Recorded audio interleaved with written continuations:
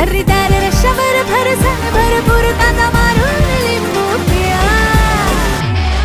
London मिसळ स्वाद आगळा, London मिसळ बाजू वेगळा, लंडन मिसळ स्वाद वाढला, लंडन मिसळ जाळ लागला. लागणार लागणार झणझणीत सणसणीत जाळ लागणार.